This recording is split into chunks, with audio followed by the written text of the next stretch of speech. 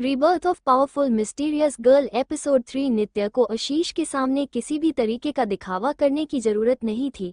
नित्य का एक ही रूल था, जो उससे प्यार और केयर करते थे नित्य उन्हें उसके 10 गुना ज्यादा प्यार और केयर करती थी, लेकिन जो उसे नफरत या उसके साथ गलत करने की सोचते थे उनके लिए नित्य किसी डेविल से कम नहीं थी। नित्य अभी आशीष के साथ एक कदम ही आगे बढ़ाई थी कि तभी उसके अपने हाथ किसी के हाथ सख्त हाथ महसूस होता है, जिसे नित्य का गुस्सा बढ़ जाता है। वो एक झटके से उस हाथ को पकड़ लेती है।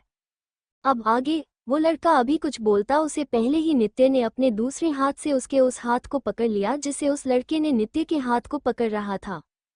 उसने उसके हाथ से अपने हाथ को छुड़ा लिया था और उसके हाथ के उसके कमर के पीछे लगते हुए बहुत ही ठंडे स्वर में बोली, आज तो छोड़ रही हूँ, लेकिन अगर बार मुझे टच किया या फिर तुम्हारे दिमाग में ये ख्याल भी आया तो तुम्हारे हाथ तुम्हारे दूसरे हाथ में होगा। उसने ये बात बहुत ही ठंडे स्वर में कहा था। उसके आसपास का और बहुत ही खतरनाक थी। नित्य ने एक झटके से उस लड़के को छोड़ दिया जिसे वो सामने कार से टकरा जाता है। स्नेहा जल्दी से यश बोलते हुए उसके पास जाती है। ये लड़का कोई और नहीं बल्कि यश था। यश पीछे पलट नित्य को देखता है जी कि अपने हाथ को सैनिटाइज कर रही थी, जैसे उसने कितनी गंदी चीज को छू लिया हो। उसकी इस हरकत के देख यश को ऐसा लगा जैसे किसी ने उसके गाल पे जोर का थप्पड़ रसीद दिया हो। स्नेहा नित्य की तरफ देखते हुए बोली, नित्य दी, आप यश के साथ ऐसे कैसे कर सकती हैं? वो मेरा दोस्त है, वो तो बस आपसे बात करना चाहता था। उसकी बात सुन नित्य उसी तरह कोल्ड वॉइस में जवाब दी, वो दोस्त तुम्हारा है ना, मैं मेरा, इसलिए उसके पास दिमाग होना चाहिए कि भी राह चलते इंसान का हाथ नहीं पकड़ना चाहिए, ये बेसिक मैनर है। उसके बाद वो आशीष के साथ चली जाती है। स्नेहा घूर के नित्य के कर को देख रही थी, जैसे वो अपनी आंखों से उसकी कार को ब्लास्ट कर देगी, जो कि पॉसिबल नहीं था। तभी स्नेहा ने वापस से अपना ध्यान यश की तरफ कर लिया। स्नेहा यश को उठाते हुए अपनी आंखों में आंसू लाते हुए बोली, यश, नित्य दी की तरफ से मैं तुमसे माफी मांगती हूँ। तुम तो जानते ही ना, मेरे पेरेंट्स ने उसे गोद लिए हैं। सबसे बड़ी ये है कि वो लोग नित्य दी से बहुत प्यार करते हैं, इसलिए अगर मैंने उसके खिलाफ अपने घर पे कुछ भी बोला तो वो लोग मेरी बात पे बिलीव नहीं करेंगे। उसके बाद उन यश स्नेहा के आंसू को पोंछते हुए बोला, तुम चिंता मत करो स्नेहा, मैं किसी के कुछ नहीं कहूंगा, बल्कि इस नित्य को तो मैं खुद ही सबक सिखाऊंगा। बोलते वक्त उसकी आंखों में कुछ तो था। स्नेहा उसकी बात सुन मन ही मन बहुत खुश हुई थी। वही कार में आशीष नित्य को हैरानी से देख रहा था। उसने कभी नहीं सोचा था उसकी बहन इतनी फियरलेस होगी, लेकिन कहीं ना कहीं उसको नित्य के लिए डर भी लग रहा था। आशीष नित्य की तरफ देखते हुए बोला, प्रिंसेस, आज तुम उस यश के साथ जो किया है ना, मुझे तो बहुत मजा आया है, लेकिन कहीं ना कहीं मुझे डर भी लग रहा है। उसकी बात सुन नित्य ने एक नज़र आशीष की तरफ देखते हुए बोली, किस बात का डर भाई? उसका सवाल सुन आशीष बोला, यार तुम्हें नहीं पता है क्या? चलो मैं तुम्हें बताता हूँ। वो को लड़का था ना, उसका नाम यश है। वो है ना एक नंबर गुंडा टाइप इंसान है। तुम्हें पता है वो सिर्फ लोगों के सामने शरीफ दिखता है, लेकिन अंदर से एक बीस्ट है, बीस्ट। उसके बारे में सिर्फ कुछ लोगों ही पता है। उसका परिवार भी बिजनेस में है और उनकी भी अच्छी पकड़ है बिजनेस वर्ल्ड में, लेकिन हमारे फैमिली जितनी नहीं है। अपने घर का इकलौता वारिस होने के कारण उसके घर वालों ने उसको पूरी तरह से बिगड़ दिया है। उसकी बात सुन नित्य कुछ नहीं बोलती है। उसके थोड़े टाइम बाद दोनों घर पहुंच जाते हैं। आज का दिन नित्य के थोड़ा अच्छा था जब तक उसने यश का चेहरा नहीं देखा था।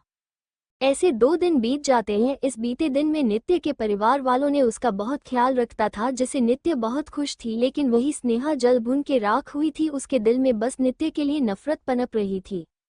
अब उसको ना सिर्फ इस घर से निकलने की प्लानिंग चल रही थी, बल्कि अब उसे नित्य की जिंदगी पे भी चाहिए थी। लेकिन वो अभी नित्य के साथ कुछ कर नहीं सकती थी, क्योंकि नित्य ने जो यश के साथ किया था उससे उसको नित्य के लिए यश के साथ साथ बहुत से मोहरों की जरूरत थी, क्योंकि उसको पता चल चुका नित्य को उससे कोई रिश्ता नहीं रखना था। वो नित्य के पास रहकर उसके बारे में जाना चाहती थी, ताकि वक्त आने पे उसका ज्यादा उठा सके। वहीं दूसरी तरफ मोक्ष ने भी अभी तक पेरिस में अपने काम को खत्म कर चुका। इस बीच बेचारे मयंक को तो मोक्ष ने अच्छे से सोने भी नहीं दिया था। 2 दिन बाद रात का समय सिंघानिया विला के सामने एक बाद कुछ कार आके रखती है। बीच वाली कार के पैसेंजर सीट से एक लड़का बाहर आता है और जल्दी से बैक सीट का डोर ओपन करता है। उसके दरवाजा खोलते ही कार से एक शख्स बाहर आता है और अंदर की तरफ बढ़ जाता है। उसके पीछे उसके गार्ड्स जल्दी से सभी कार में से कुछ गिफ्ट्स को लेते हुए उस इंसान के पीछे पीछे सिंघानिया विला में जाते हैं। वही विला के अंदर राधिका जी, ऋषभ जी, आशीष बैठे कुछ बातें कर रहे थे। वही ऊपर रेलिंग को पकड़ के स्नेहा नीचे तरफ देख रही थी। नित्या इस वक्त अपने कमरे थी। तभी एक सर्वेंट जल्दी से भागते हुए अंदर आते हुए बोली, सर, मैडम राठौड़ परिवार से यंग मास्टर आए हैं। उनकी बात सुन स्नेहा जल्दी से अपने कमरे में रेडी होने चली जाती हैं, तो वही राधिका जी और ऋषभ जी आशीष बाहर की तरफ चले जाते हैं। वो लोग जैसे एंट्रेंस पे आते तो देखते हैं एक हैंडसम और किंग पर्सनैलिटी से एक लड़का उनकी तरफ आ रहा था।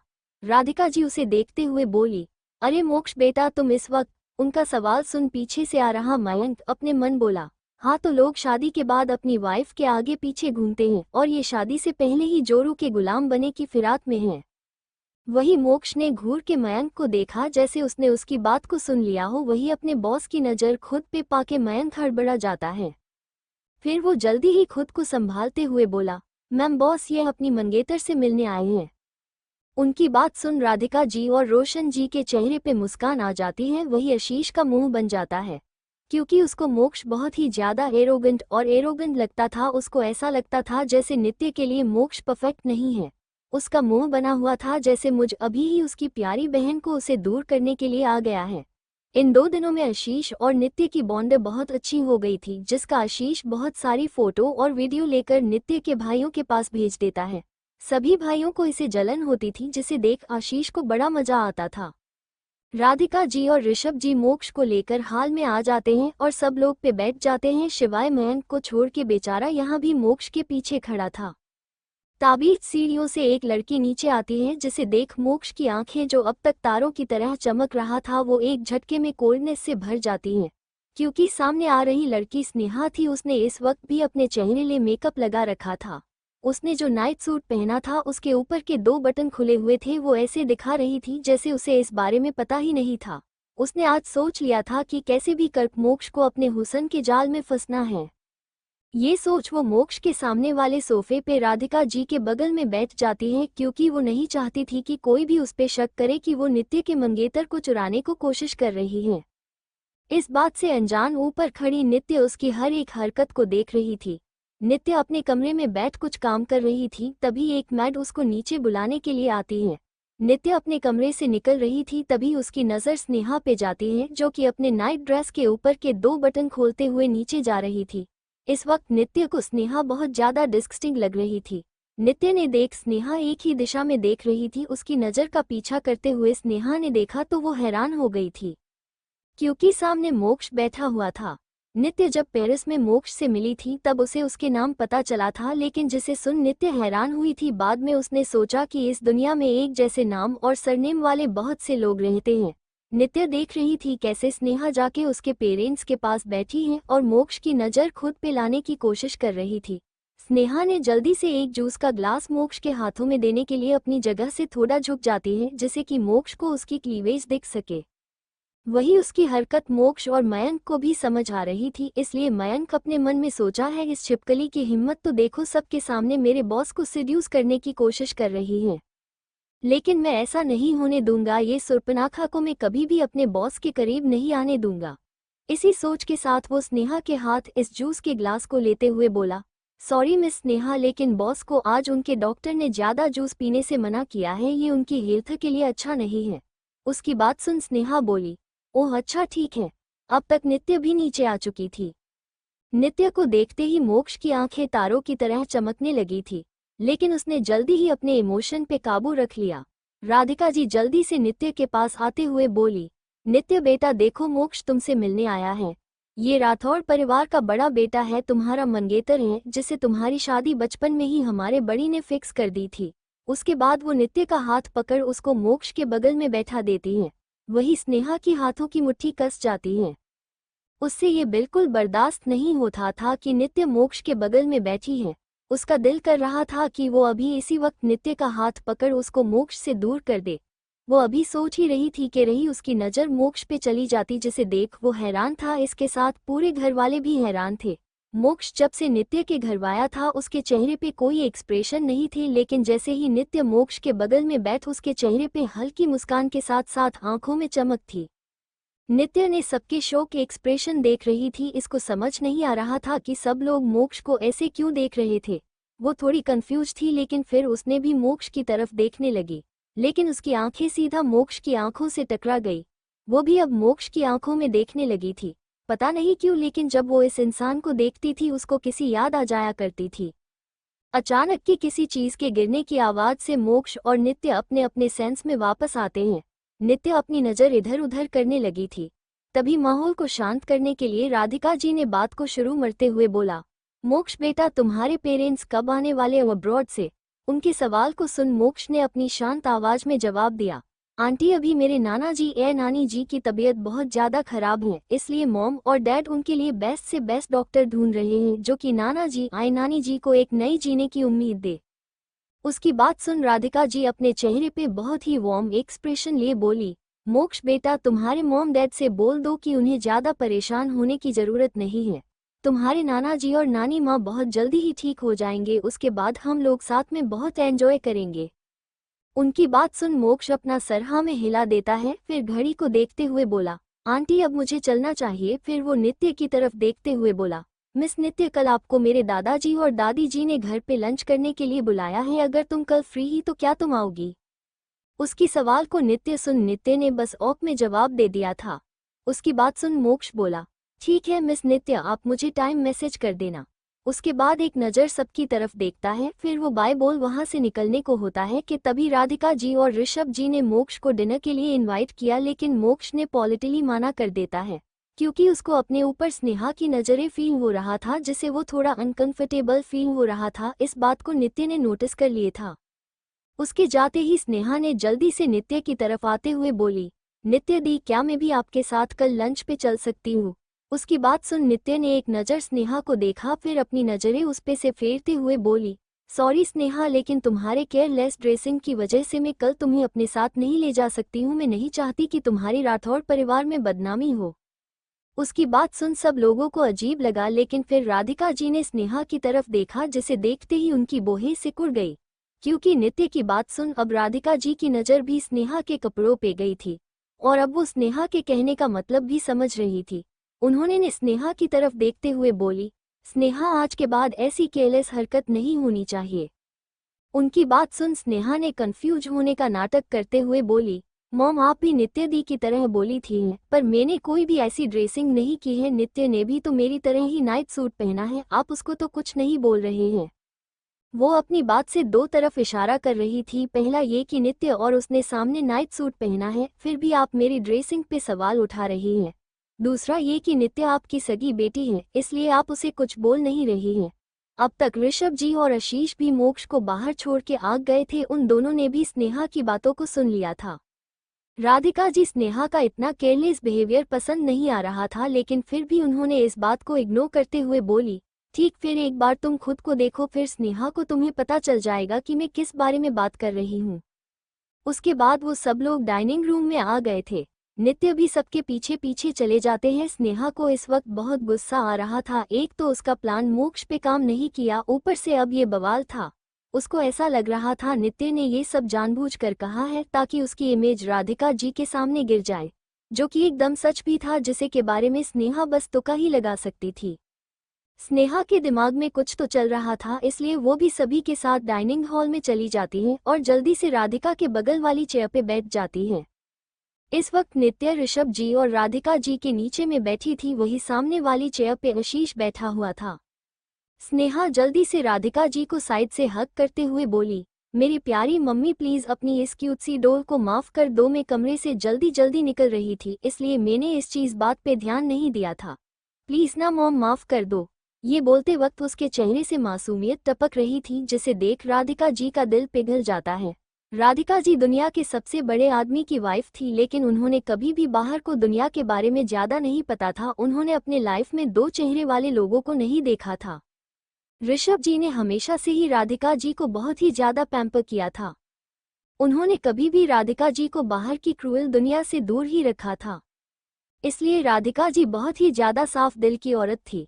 इसलिए उन्होंने स्नेहा की तरफ देखते हुए बोली, कोई बात नहीं, लेकिन आगे से ख्याल रखना।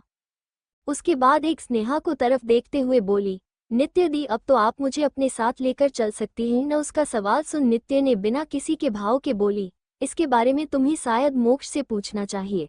उसी बात सुन नित्य ने एक नज़र स्नेहा को तरफ देखा जो कि उसे एक शैतानी मुस्कान दे रही थी, जैसे बोल रही हो आखिर फंस गई न मेरी जाल में। वही उसकी इस मुस्कान को देख नित्य ने बिना वक्त गवाए उसके सामने ही मोक्ष को कॉल कर दिया और फ़ोन की स्पीकर पे कर दिया। दूसरी तरफ से मोक्ष ने कॉल को पिक करते हुए बोला, नित्य क्या तुमने डिनर कर लिया? उसकी आवाज़ में बहुत ही ज़्यादा प्यार और अफेक्शन था, जिसे सुन सब लोगों ने हैरानी से नित्य की तरफ देख वही उसकी ऐसी आवाज़ को सुन स्नेहा ने अपने हाथों की मुट्ठी कस ली। उसको यही सोच के गुस्सा आ रहा था कैसे मोक्ष ने उसके नंबर को ब्लॉक कर रखे और यहाँ नित्य के कॉल को मिनट में पिक कर लिए। मोक्ष ने कभी भी स्नेहा से सीधे मुंह बात तक नहीं की थी और यह नित्य से बात करते वक्त उसके आवाज़ में अफेक्शन था, जो कि उसके लिए ऐसा था जैसे मोक्ष ने उसको अनजाने में एक जोरदार थप्पड़ रशीद दिया हो। नित्य ने फिर से एक नज़र स्नेहा को देखा जिसने अभी तक अपना चेहरा नॉर्मल कर लिया था। वो अभी भी नित्य के फ़ोन की तरफ देख रही थी, जिसे देख उसने वापस फ़ोन पे बात करते हुए बोली, क्या तुम घर पहुंच गए हो? क्या तुम्हें अभी टाइम लगेगा? उसके सवाल सुनोक्ष के होठों पे मुस्कान आ गई थी। उस लगा रहा था कि उसकी बाबी डॉल उसके लिए परेशान हो रही है। मोक्ष ने अपने चेहरे पे मुस्कान को बरकरार रखे हुए था। उसने खिड़की के बाहर देखते हुए बोला, अभी नहीं। उसके बाद नित्य ने कुछ नहीं, क्योंकि उसने नहीं आ रहा था वो कैसे मोक्ष से इस बारे में बात करे। हाँ, माना कि दोनों के जे सागी होने वाली है, लेकिन वो दोनों अभी इतने भी क्लोज नहीं आए था। ऊपर से नित्य का मन भी नहीं था मोक्ष से इस बारे में बात करे, लेकिन अगर वो ऐसा नहीं करती है तो स्नेहा उसके माँ के सामने उसको फिर से नीचे गिरने की कोशिश करेगी। नित्य को कभी भी इस बात से फर्क नहीं पड़ा कि कोई उसके बारे में क्या बोलता है, लेकिन उसको इस बात से फर्क पड़ता था कि उसकी माँ उसके लिए कभी भी गलत न सोचे।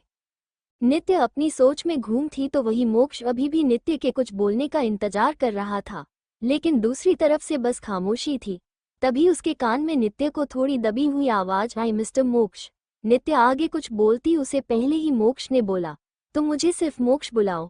मोक्ष की बात सुन नित्य फिर चुप हो गई। कुछ समय बाद नित्य ने मोक्ष से बोला, मोक्ष बाय, घर पहुंच के मुझे मैसेज करना बाय। मोक्ष भी उसको बाय बोल फोन रख देता है। वही नित्य ने एक गहरी सांस लेते हुए फोन को रख दिया। वही उसको अपने लिए बात न करता देख स्नेहा गुस्से भर गई थी, लेकिन फिर वो जल्दी से अपने आंखों में आंसू लिए बोली, दीदी आपने मेरे लिए बात क्यों नहीं की? क्या आप नहीं चाहती कि मैं आपके साथ चलूं? इसके बाद राधिका जी की तरफ देखते हुए बोली, देखो मॉम, नित्य ने आज प्रूफ कर दिया कि वो मुझे से प्यार नहीं करती है और उन्हें मैं पसंद नहीं हूँ। उसकी बात सुन अब नित्य को गुस्सा आ रहा था। उसने अपने शांत चेहरे के साथ बोली, मिस स्नेहा सिंघिया, अगर मुझे पता है तो तुम मुझे से पहले से मोक्ष के जानती हो। मैं तो आज तक उनसे मिली भी नहीं थी और आज वो इंसान मेरे सामने मेरा मंगेतर बन के खड़ा हो गया है और मुझे नहीं लगता है पहली ही मुलाकात में कोई किसी के ईंट करीब आ जाए जहाँ पे मैं उससे बातें करूँ। उसकी बात सुन सबको सही लगता है। तभी आशीष की सबके कान में गए जो बोल रहा था, स्नेहा तुम्हें नहीं लगता कि तुम कुछ ज्यादा ही कर रही हो? अगर वो तुम्हें पसंद नहीं करती तो आते ही सबसे पहले वो तुम्हें ही इस घर बाहर निकलती, लेकिन उसने ऐसा कुछ नहीं किया, तो प्लीज अपना मुंह बंद रखो। उसकी बात सबको सही लगता है, इसलिए अब कोई कुछ महज बोलता है। वही स्नेहा कंदील कफ रहा कि नित्य से पहले उसे इस आशीष का कुछ करना होगा, जो कि जय हमेशा ही उसके रास्ते में आता है। अब कोई कुछ नहीं बोल रहा था, सब लोग चुपचाप अपना डिनर कर रहे थे। वही आशीष, राधिका जी और ऋषभ जी सब लोग नित्य को डिनर पे डायन दे रहे थे कि उसे क्या पसंद और क्या नहीं। ऐसे ही सब लोग अपना अपना डिनर को फिनिश करते हैं और सब अपने अपने कमरे में सोने चले जाते हैं। नित्य जैसे ही अपने फ्लो पे आती आखिरी सीढ़ी के फ्लो पे कुछ चमकता हुआ चीज फैली हुई दिखाई देता है, जिसे देख वो अपने हाथ से चेक करती है, जिसे समझ आ जाता है ये तेल है। उसकी आंखें एकदम ठंडी हो जाती हैं। नित्य अपनी नजरें इधर उधर घूमती है। उसे थोड़ी दूर पे एक औरत दिखाई देती है, लेकिन नित्य उस वक्त उसे कुछ नहीं बोलती है और उस तेल को अवॉइड करते हुए अपने कमरे में चली जाती है। वो औरत भी पिलर के पीछे से बाहर आ जाती है। वो हैरान थी कि इतना तेल डालने के बाद भी ये लड़की नीचे क्यों नहीं गिरी। उस औरत ने नित्य को तेल को चेक करते हुए नहीं देखा था, इसलिए उसे नहीं पता था कि नित्य नीचे क्यों नहीं गिरी। तभी स्नेहा, जो कि अभी अभी उस जगह आई थी, वो अपने चेहरे पे मासूमियत लाते हुए बोली, शीला आंटी आप यहाँ क्या कर रही हैं? रात बहुत हो गई है, आपको तो अब तक सो जाना चाहिए था ना। उसके बाद सुन शीला आंटी ने प्यार से उसके सर पे हाथ फेरते हुए बोली, कुछ नहीं बेटा, बस किसी की अकड़ को निकलना था, लेकिन वो हो नहीं पाया है। ये बोलते वक्त उनके चेहरे पे कठोरता थी, लेकिन उन्होंने जल्दी ही अपने चेहरे पे जिसका लाते हुए बोली, बेटा आपको सो जाता चाहिए, नहीं तो आपके आंखों के नीचे डार्क सर्कल आ जाएंगे। उनकी बात सुन स्नेहा ने अपने चेहरे पे परेशानी दिखाते हुए बोली, लेकिन आपको किसकी अकड़ निकलना था? फिर वो जल्दी से शीला आंटी के हाथ कोंपल बोली, देखिए आंटी, आप मुझे बिना किसी परेशान के बता सकती हैं क्या कोई है इस घर में जो आपको परेश करता है या फिर आपके साथ मिसबिहेव करता है? स्नेहा ये जब ऐसे बोल रही थी जैसे उसे शीला आंटी से कितना कंसर्न हो, लेकिन हकीकत क्या थी ये तो सिर्फ वही जानती थी। वही स्नेहा की बात सुन शीला बोली, नहीं स्नेहा बेटा, ऐसी कोई बात नहीं है, बस आप बहुत मासूम हो और मैं नहीं चाहती कि कोई भी आपके मासूमियत का फ़ायदा उठाए। इसलिए मैंने नित्य के सीढ़ी से नीचे गिरने के लिए सीढ़ियों पे तेल लगा दिया है, लेकिन वो पता नहीं कैसे वो से इसलिए चली गई क्योंकि मैंने देखा था कैसे वो आपकी इंसल्ट कर रही थी। इनफैक्ट वो तो मैं राठौड़ को लेकर शो ऑफ भी कर रही थी, इसलिए बस मैं उसको गिराना चाहती थी ताकि वो कल मिस्टर राठौड़ के साथ उनके घर ना जा सके, लेकिन वो बच गई पता नहीं कैसे। तभी अचानक ही लिविंग रूम में रखा फ़ोन बजने लगा, जिसे शीला न उठाया था। उसने जैसे ही फ़ोन उठा, दूसरी तरफ से नित्य की बहुत ही कोल्ड वॉइस सुनाई दी, सीढ़ी पे जो तेल तुमने गिराया है उसको साफ करो वरना कल की सुबह तुम इस घर से बाहर होगी। उसकी बात सुन शीला के माथे पे पसीने की बूंदें चमकने लगी। शीला वैसे ही फ़ोन को वहां छोड़ वो जल्दी से सीढ़ी को साफ करने चली गई। फ़ोन अभी भी चालू था। स्नेहा ने वो वाइन उठा लिया, लेकिन जैसे ही रखने हुई दूसरी तरफ से उसको नित्य की कोल्ड वॉइस सुनाई दी जो कि स्नेहा से बोल रही थी, स्नेहा अपनी ये छोटी छोटी ट्रिक्स को बंद कर दो वरना तुम्हारे लिए अच्छा नहीं होगा। उसके बाद वो फ़ोन रख देती है। वही स्नेहा के हाथों की मोती कस जाती है। स्नेहा को इस वक्त बहुत गुस्सा आ रहा था। उसने कितनी मुश्किल से इस प्लान को रेडी किया था। उसने घर के सभी सर्वेंट को नित्य के खिलाफ कर दिया था ताकि वो लोग नित्य को उस घर से निकलने में उसकी मदद कर सके। फ्लैशबैक, जिस दिन नित्य ने यश को मारा था और उसको धमकी दी थी, उस दिन स्नेहा अपने घर आके बहुत तोड़फोड़ कर रही। नसीब से उस दिन घर पे कोई था नहीं। वही उसके कमरे से आवाज को सुन शीला आंटी और बाकी के सभी नौकर जल्दी से स्नेहा के कमरे के पास आते हैं और अंदर का नज़ारा देख हकेब के हो जाते हैं। स्नेहा ने अपने पूरे करे को कबाड़ खाना बना दिया और फिर बेड के कोने में बैठ अपने पैरों के बीच अपना सर रखे रो रही थी, जिसे देख शीला जी जल्दी से स्नेहा के पास आते हुए बोली, क्या हुआ स्नेहा बेबी, आप मुझे बताए, और आपने अपनी ये कैसी हालत कर ली है? उसके सवाल को सुन स्नेहा ने रोते हुए बोली, दूर जाए आप लोग, कोई ज़रूरत नहीं है मेरे पास आने की। ये बोल वो शीला आंटी को खुद से दूर करने लगती है, लेकिन स्नेहा आंटी उसको नहीं छोड़ती है। स्नेहा फिर से बोली, मैंने कहाँ छोड़ो मुझे, वैसे भी मैं इस घर की अडॉप्टेड बेटी हूँ, इसलिए आप लोग भी मेरे सामने अच्छे होने का नाटक नहीं करना चाहिए, बिल्कुल नित्य दी की तरह। वो हर वक्त मुझे तने देती रहती है कि मैंने उनकी जगह ली है, मुझे उस अनाथ आश्रम में रहना चाहिए था। आप लोगों को भी यही लगता है क्यों है न कि मुझे उस आश्रम में ही मर जाना चाहिए था। उसकी ऐसी बातें सुन सब शॉक्ड रह गए थे। किसी ने नहीं सोचा था कि नित्य स्नेहा के पीठ पीछे ऐसी कोई हरकत करते हैं। वो सब फिर से स्नेहा की तरफ देखते हैं जिसके बाल बिखरे हुए थे, आंखें से काजल आंसू के साथ बह गया था, कपड़े आश्वस्त थे। उसकी ऐसी हालत देख सबको उस पे तरस आ रहा था। शील आंटी से उसकी ऐसी हालत देखी नहीं जा रही थी, इसलिए उन्होंने अपने मन ही मन ठान लिया था कि वो स्नेहा को ऐसे ही नहीं छोड़ सकती है। आखिर वो कैसे इतनी प्यारी बच्ची को देख सकती थी। उन्होंने हमेशा से स्नेहा को एक अच्छे मैनर के साथ देखा था। उनकी नज़र में स्नेहा बहुत ही मासूम और प्यारी थी, इसलिए उन्हें नृत्य पे बहुत तेज गुस्सा आ रहा। उन्होंने स्नेहा को चुप कराने के बाद बोली, स्नेहा बेबी आप फिक्र मत कर, एक बार सिर और मैडम को आ जाने दो, फिर मैं उनसे नित्य की शिकायत करूंगी। उनकी बात सुन स्नेहा ने जल्दी से शीला आंटी की बात सुन बोली, नहीं आंटी आप ऐसा नहीं कर सकती हैं, नित्य अभी ही परिवार में आए हैं और मैं नहीं चाहती कि इस घर की खुशी में किसी की नज़र लगे। इसकी बात सुन शीला आंटी कुछ नहीं बोली और स्नेहा को अच्छे से समझा के करे से बाहर निकला गई। उनके जाते ही स्नेहा के चेहरे पे एक डेविल स्माइल करते हुए अपने आंखों से बह रही निकली आंसू को अपने अंगूठे और पहली उंगली में लेकर उसको झटक देती है। फ्लैशबैक एंड अगली सुबह नित्य अपने कमरे थी। वो किसी चीज को बना रही थी, उसका पूरा फोकस सिर्फ और सिर्फ उस चीज को लैपटॉप पे क्रिस्ट कर रही थी।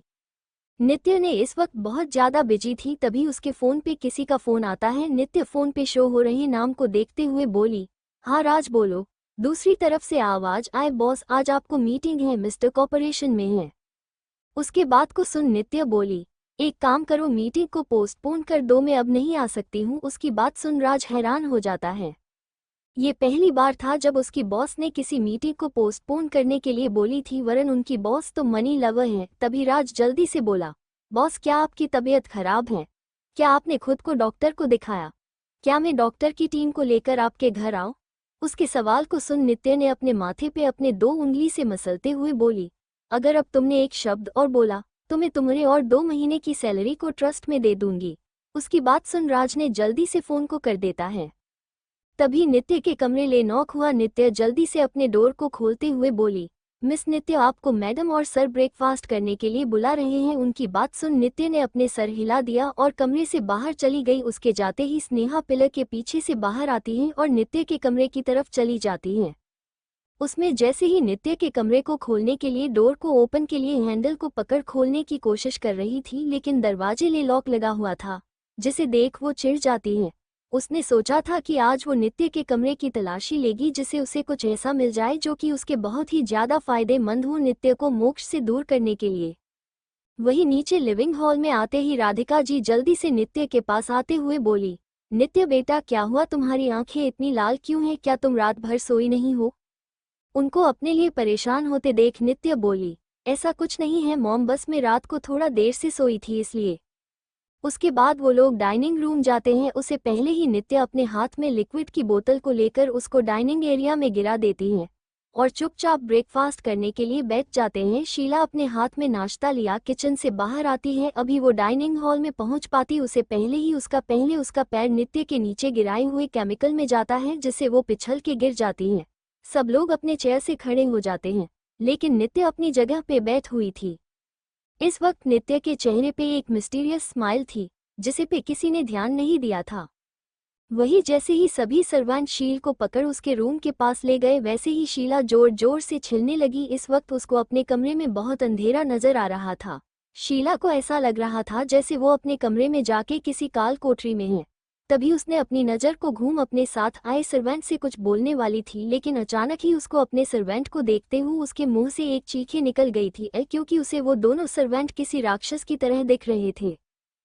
उसने बिना सोचे समझे उन सभी सर्वेंट को खुद से दूर कर दिया था। उसके बाद वो अपने कमरे में भाग जाती हैं।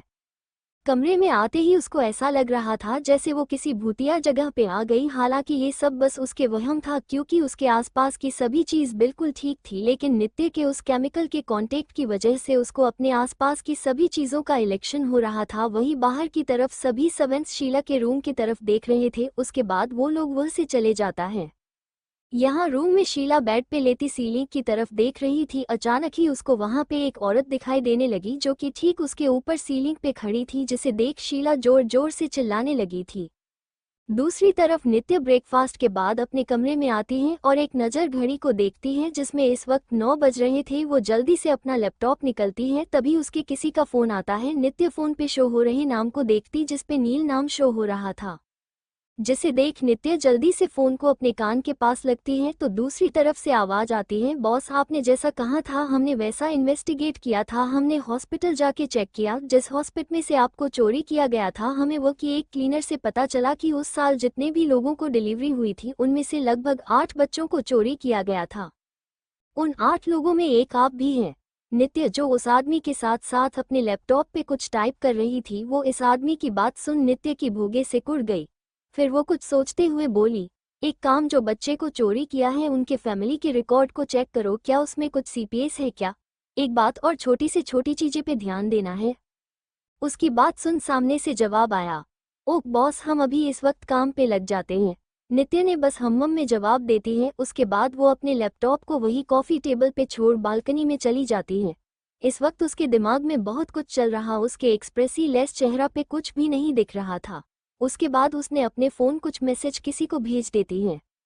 कुछ ही देर में एक सर्वेंट नित्य के कमरे डोर पे नॉक करते हुए बोली, मिस नित्य, बॉस और मैडम ने आपको नीचे हॉल में बुलाते हैं, मोक्ष सर भी आपका इंतजार कर रहे हैं। उसकी बात सुन नित्य बोली, ठीक है उन्हें बोलिए मैं आ रही हूँ।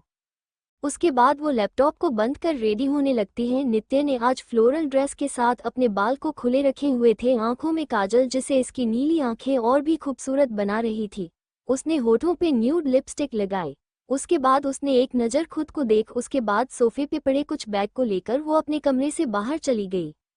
वो जैसे ही नीचे मोक्ष और राधिका जी और ऋषभ जी की नज़र तो बस नित्य पे रुक गई थी। उसको देख ऐसा लग रहा था जैसे कोई परी आसमान से उतर रही हो। वही जब स्नेहा ने ये नज़र देखा तो उसकी आंखों में गुस्सा और जलन साफ देख जा सकता है। आखिर ये कैसे हो सकता है? स्नेहा ने बचपन से ही सिंघानिया परिवार की प्रिंसेस की तरह ट्रीट किया गया था। उसने अपनी स्केच में किसी भी तरीके से कोई भी कमी नहीं रखी थी, लेकिन फिर उसकी स्किन नित्य के जैसी नहीं थी, जिससे उसको और जलन होने लगी थी। वो आज यहाँ बहुत ही अच्छे से सज के खड़ी थी। आज स्नेहा ने एक पिंक डांगरी पहने हुए थी, उसके अपने चेहरे पे हल्का मेकअप किया था। दिखने में स्नेहा भी किसी से कम नहीं भी, लेकिन नित्य ने उसको पीछे छोड़ दिया था। राधिका जी जल्दी से नित्य के पास आते हुए बोली, नित्य बेटा, आज तुम बहुत सुंदर लग रही हो, बिल्कुल किसी परी की तरह। उसके बाद उन्होंने अपने आंखों के कोने से काजल निकाल नित्य के कान के पीछे लगा दिया। तभी मोक्ष भी आगे आते हुए बोला, नित्य अब हमें चलना चाहिए। मोक्ष ने बहुत मुश्किल से अपने इमोशन पे काबू रखते हुए बोल रहा था। उसका दिल कर रहा था कि वो नित्य को कहीं छुपा ले। आखिर उसकी बाबी डॉल लग ही रही थी, इतनी सुंदर। उसकी बात सुन नित्य ने अपना सर हाँ में हिला दिया। उसके बाद वो लोग वो से निकल जाते हैं। उनको जाते देख स्नेहा की आंखें काली हो जाती। उसकी आंखों में नित्य के जान लेने का इरादा साफ देख जा सकता था। शायद अगर अभी यह पे कोई नहीं होता वो कर भी सकती थी। दूसरी तरफ कार में नित्य और मोक्ष बैक सीट पे बैठ था। वही कार को मयंक ड्राइव कर रहा था। जैसे ही उसने अपनी बॉस और लेडी बॉस को देख कि कैसे वो बॉस से थोड़ा दूर दूर बैठे हैं, उसने सोचा कि उसके बॉस हैं ही खड़ूस, पता भी कैसे रोमांटिक होंगे।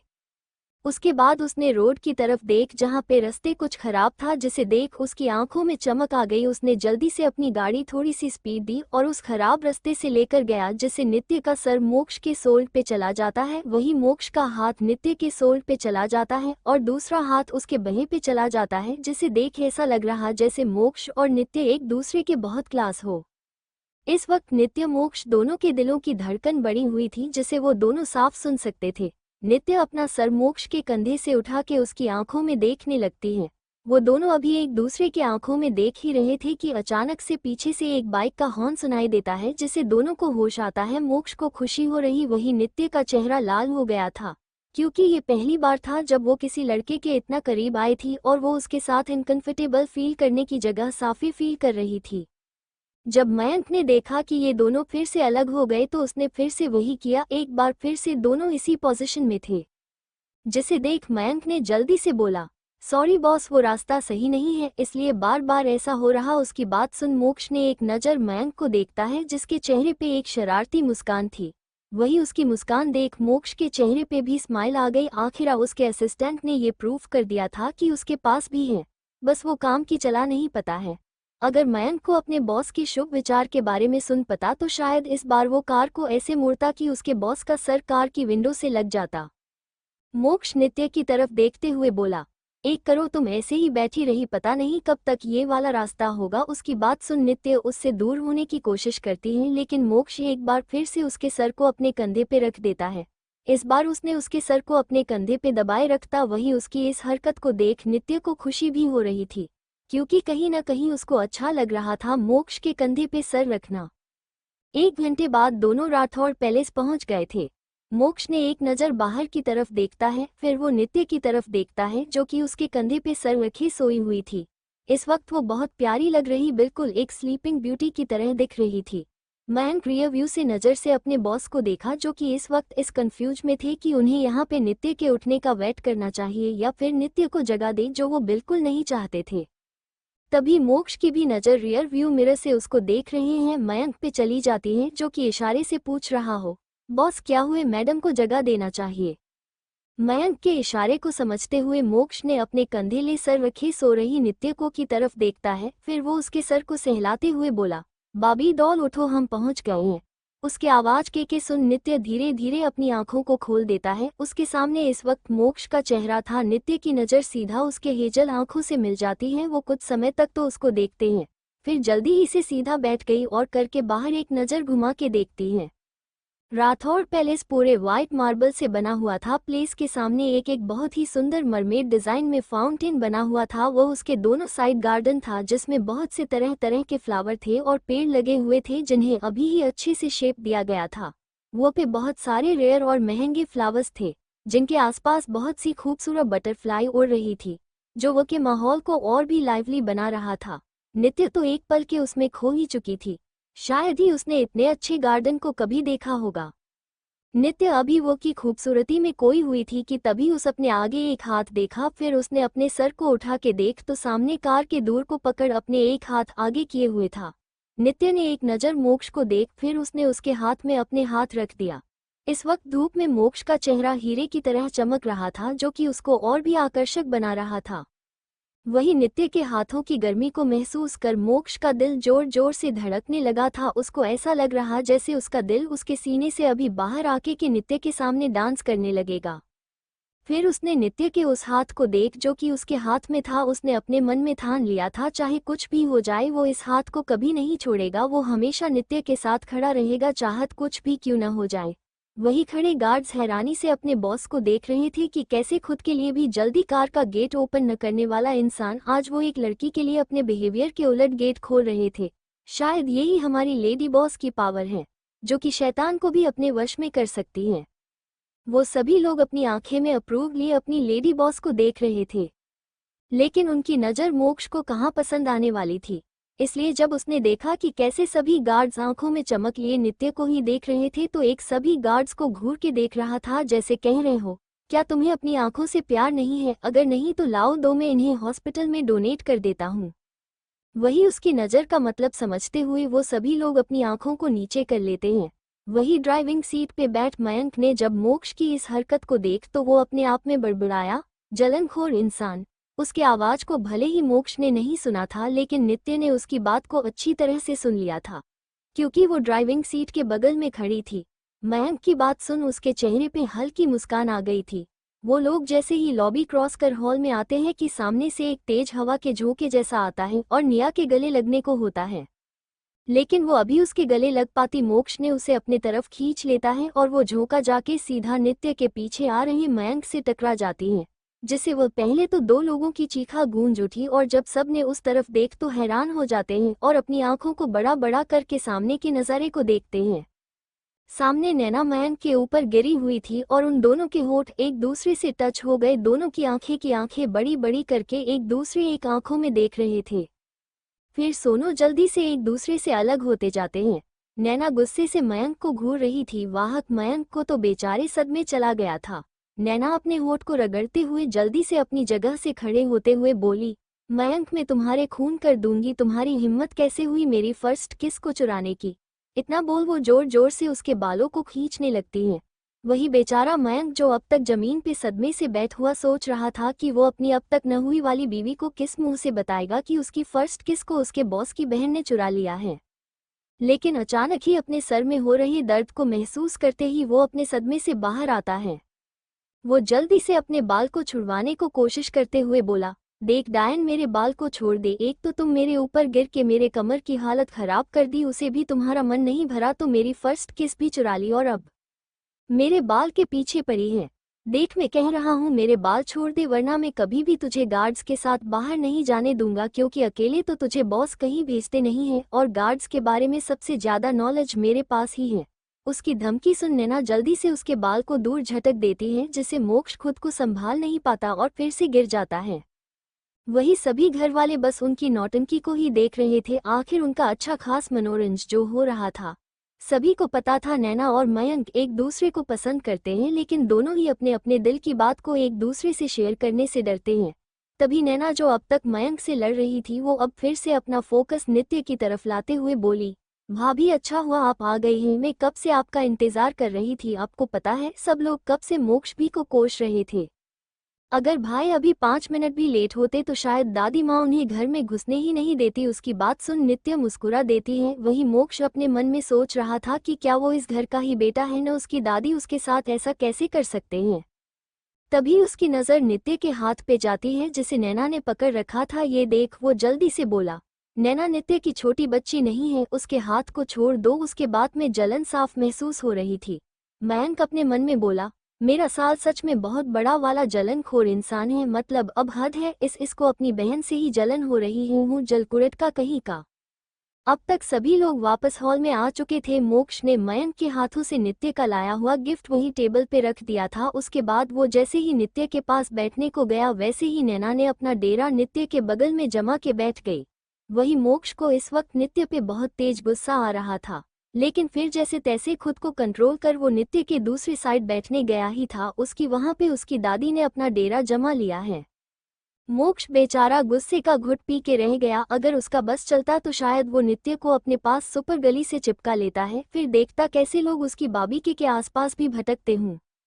दुनिया के सामने कोल्ड हॉट बने वाला मोक्ष इस वक्त किसी ऐसे बच्चे का तरह लग रहा जैसे किसी ने उसके फेवरेट चॉकलेट को चुरा लिया है। मोक्ष ने एक नज़र अपनी बहन को देखे, फिर एक नज़र अपनी दादी की तरफ देखता है। उसके बाद वो दादाजी और रुद्र के बगल में बैठ गए। तभी उसको आने कान के पास रुद्र की आवाज़ सुनाई दी, भाई अब तक शादी हुई नहीं तो आपका ये हाल है। सोचिए अगर शादी हो गई तो क्या पता आपकी बहन और दादी आपको तो भाभी के आसपास भी भटकते नहीं देंगे। ये बोल वो हंस देता है। वही मोक्ष उसको घुट के देखता है जैसे कह रहा हो अपनी काली जुबान अपने पास ही रखो, अगर इसका असर मेरे ऊपर हुआ तो तुम्हारी जुलाब काट कर शेरा को खिला दूंगा। वही अपने भाई की धमकी भरे नज़र को खुद पे महसूस करके रुद्र पेच पीठ को सीधा करके बैठ जाता है। वही दूसरी तरफ सोफे पे दादी जी नित्य का हाथ पकड़ उसे बात कर रही। वो नित्य की तरफ देखते हुए बोली, नित्य बेटा कैसी हो तुम? क्या तुम्हें आने में कोई परेशान हुई? क्या मेरे पोते ने तुम्हें परेशान किया है? अगर किया है तो अभी बता दो, मैं मोक्ष को एक अच्छा सब दिखाऊंगी। उनकी बात सुन नित्य के चेहरे पे मुस्कान आ जाती है। नित्य ने उसी मुस्कान के साथ जवाब दिया, बिल्कुल नहीं दादी, मोक्ष ने हमें बिल्कुल भी परेशान नहीं किया, बल्कि वो हमारा बहुत ज्यादा ही ध्यान रख रहे थे। नित्य की बात सुन दादी के चेहरे पे मुस्कान आ जाती है। तब जिन्हें अपने ऊपर किसी की घूरती हुई नज़र महसूस हुई, उन्होंने अपने अपने सर को घूम के उस तरफ देख जहां पे मोक्ष उन्हें घूर रहा था, जिसे देख दादी बोली, क्या क्या तुम मुझे ऐसे अपनी कांजी आंखें से घूर नहीं सकते हो? मैंने क्या गलत पूछ लिए जो तुम मुझे ऐसे घूर रहे हो? वैसे भी तुम अपनी इन कांजी आंखों से सिर्फ अपने एम्प्लॉय को घूर सकते ही, तुम्हारी इन कांजी आंखों से डर नहीं लगता है? वही मोक्ष अपनी दादी को घूरते हुए बोला, दादी अपने मुझे समझ क्या रखा है, मैं क्यों भला इन्हें परेशान करने लगा? उसकी बात सुन दादी बोली, हाँ तो तुम्हारी हरकत ही वही, तो मुझे तुम पे भरोसा नहीं है। अपनी दादी की बात सुन मोक्ष स्पीचलेस हो गया। तभी नैना भी नित्य के दूसरे हाथ को पकड़ के बोली, भाभी आज आप बहुत सुंदर लग रही हो, ऐसा लग रहा है जैसे कोई परी हमारे बीच बैठी हुई है। अगर सच कहूँ तो अगर मैं लड़की नहीं होती तो आज ही आपको भाई से चुरा शादी कर लेती है। उसकी बात सुन सब लोग मुस्कुरा देता है। वही मोक्ष अपने मन में बोला, मतलब हद है, ये लोग मेरी बाबी डॉल को मुझसे दूर करने के बारे में सोच भी कैसे सकते हैं? ये सब सोचते हुए वो अपनी सोच में घूम था कि तभी सभी के कान में एक रौबदार आवाज सुनाई दी जो कि दादाजी की थी। बोल रहे थे, चलिए चल के लंच कर लेते हैं, काफी लेट हो गया है। उनकी बात सबको सही लगती है, इसलिए वो सब भी उनके पीछे पीछे डाइनिंग रूम में चले जाते हैं। डाइनिंग रूम में आते ही सब लोग अपनी अपनी जगह ले बैठ जाते हैं। नित्य के एक साइड नैना बैठ जाती है। वहीं रुद्र भी अपने भाई को जलने के लिए बोला, मैं भी भाभी के बगल में बैठूंगा। उसने ये बात मोक्ष को सुनने के लिए बोला था और जल्दी से नित्य के बगल वाले चेयर पे बैठने चला गया। लेकिन वो अभी चेयर को छू भी पता उसे पहले ही उसको ऐसा लग रहा था जैसे किसी ने उसको फ्रिज कर दिया हो। अब लगे भी क्यों न मोक्ष कब से अपने अंदर के गुस्से को दबाए बता हुआ, अगर रुद्र ने चेयर को छुआ भी तो शायद उसका ये जल्लाद भाई उसकी यहीं पे कब्र खोद देगा। ये सोचकर वो जल्दी मोक्ष के सामने वाले चेयर के चला जाता है। वही अब मोक्ष नित्य के बगल में बैठ जाता है, जिसे सबके चेहरे पे मुस्कान आ जाती है, क्योंकि अब तक सबको पता चल गया था कि मोक्ष नित्य को पसंद करता है। सबके बैठने के बाद सवेंस एक एक करके सभी के लिए लंच को बाहर डाइनिंग टेबल पे लगाने लगे। नैना ने और दादी ने जैसे नित्य के प्लेट में खाने को डालने वाले थे, उसे पहले ही मोक्ष ने नित्य के प्लेट में खाना लगा दिया था, जिसे देख सबको झटका लगा था, क्योंकि मोक्ष कभी भी किसी की केयर नहीं करता था सिवाय अपने फैमिली मेंबर के। वही मोक्ष आज नित्य के प्लेट में सर्व कर रहा था, जो कि उनके लिए बहुत ही शॉकिंग था। उन्होंने ने कभी नहीं सोचा था मोक्ष ऐसा भी कुछ कर सकता है। कहीं न कहीं सब लोग खुश भी थे। तभी नैना बोली, भाभी आपको क्या क्या खान पसंद है, आप हमें बता दीजिए, अगली बार से हम आपके लिए स्पेशल वही सब बनावे देगा। उसकी बात में दादी ने भी हामी भर दिया था। अब जब उन्हें ये कंफर्म हो गया था कि मोक्ष को नित्य पसंद आ गई तो उनका ये फर्ज था कि वो अपनी पोता बहू का ख्याल रखे। उनकी बात सुन नित्य ने मुस्कुराते हुए जवाब दिया, मेरी कोई भी स्पेसिफिक पसंद नहीं है। उसके जवाब को सुन लोग के चेहरे पे खुशी आ गई थी। ऐसे ही सब लोग ने हंसते मुस्कुराते हुए अपने लंच को फिनिश किया। इसमें मोक्ष ने अच्छे से नोटिस किया था कि नित्य सबसे ज्यादा कौन से डिश को ज्यादा लिया था, जिसे वो उसकी पसंद को नोटिस कर सके। थोड़े टाइम बाद वो लोग फिर से हॉल में आ चुके थे। इस वक्त वो का बहुत ही ज्यादा खुशनुमा था। आज दादाजी के चेहरे पे भी मुस्कान थी। उन्होंने हमेशा ही अपने घर में ऐसी खुशी के बारे में सोचा करते थे जहाँ पे सभी घर वालों के चेहरे पे मुस्कान, कोई भी जबरदस्ती साथ उनके पास ना बैठे। तभी नित्य ने खड़े होते हुए अपने साथ लाए हुए गिफ्ट को उठा। सबसे पहले दादाजी को देती है, उसके बाद दादी जी को देती है, उसके बाद नैना को, फिर रुद्र को और सबसे आखिरी में मोक्ष को देती है। उसके चेहरे पे हल्की मुस्कान आ जाती है। ये देख अब सब सदमे में चले जाते हैं। नैना धीरे से रुद्र के कान में बोली, भाई क्या मेरी आंखें खराब हो गई या फिर मैं सपना देख रही? हमारे खड़ूस और नकचढ़े भाई के चेहरे पे मुस्कान है। उसकी बात सुन रुद्र भी बोला, शायद ये कोई सपना ही है। फिर वो जल्दी अपने बगल में मजे से बैठ पेस्ट्री खा रहे मयंक के कमर में चुटकी काट लेता है, जिसे मोक्ष उछाल जाता है। धम की आवाज के साथ नीचे फर्श पे गिर जाता और जोर से बोलता, आज क्या तुम दोनों भाई बहन ने कसम खा रखी है क्या मुझे मासूम की कमर को तोड़ने का? उसकी बात से अब सब लोग अपने सदमे से बाहर आते हैं। अब उन्हें यकीन हो गया था कि वो लोग सपना नहीं देख रहे हैं। मोक्ष भी फिर से अपने को एक्सप्रेशन लेस कर लेता है।